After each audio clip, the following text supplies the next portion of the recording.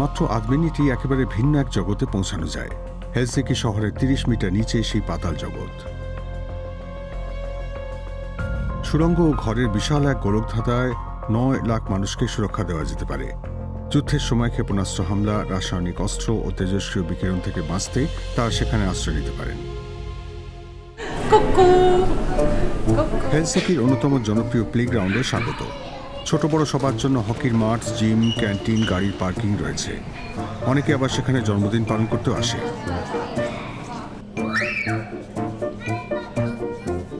This is a daily life for us. We've grown up with having these bomb shelters, so it's not, we don't really think about it. And Helsinki is like filled with underground world. শহরের হাকেনিমি এলাকায় সবচেয়ে বড় bunker রয়েছে। তার মধ্যে দুটি football stadium ঢুকে যেতে পারে। যুদ্ধ ঘটলে খুব কম সময়ের মধ্যে সেটি পুরোপুরি চালু করে এয়ার রেড শেল্টারে রূপান্তরিত করা সম্ভব।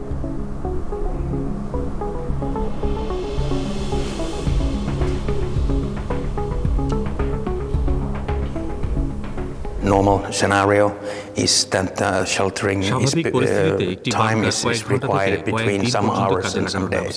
On most of our shelters we can make the sheltering period quite much higher, but sheltering period creates different problems. One biggest problem is the heat that one person creates. When I create approximately 100 watts of heat all the time. জরুরি পরিস্থিতিতে প্রায় ৬,০০০ মানুষ এমন এক বাংকারে আশ্রয় নিলে সমস্যা দেখা দেবে। এমন সমস্যা অবশ্য শুধু হেলসিঙ্কিতেই সীমাবদ্ধ নয়। শহরটি গ্রানাইট ও গ্লিসের এক প্লেটের উপর অবস্থিত। বাংকারটি মাটির নিচে পাথরের কাঠামোর মধ্যে রয়েছে। সেই পাথর স্থিতিশীলতা দিলেও খুবই শীতল। সেই বাংকারে অনেক ব্যবস্থা করতে হয়। যুদ্ধ ঘটলে বিশাল হল প্রয়োজন অনুযায়ী অনেক ছোট ঘরে ভাগ করতে হবে। হাজার হাজার মানুষ পাতাল জগতেও যাতে অনেক সময়ের জন্য বাস করতে পারেন সেই ব্যবস্থা রাখা জরুরি। There will be people dying, there will be people birthing, there will be sick people, there will be glad people, there will be sad people.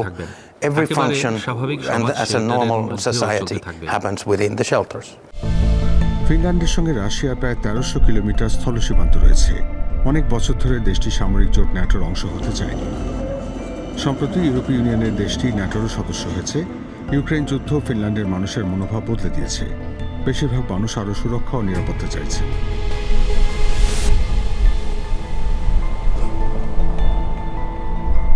I would say that Finnish people have like rather this kind of this stoic attitude to the situation. So we know that there is this risk always. It has been there like since Finland got its independence.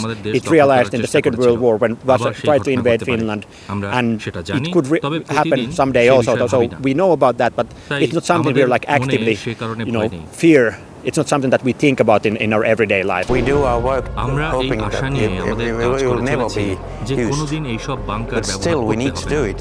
The history has been shown us that it is possible, and when something is possible, it might happen. হেলসিঙ্কির মানুষ এমন পরিস্থিতির জন্য প্রস্তুত থাকতে চান। প্রয়োজনে তারা রাজধানী শহরের ৩০ মিটার নিচে বাংকারগুলির মধ্যে আশ্রয় নিতে পারেন।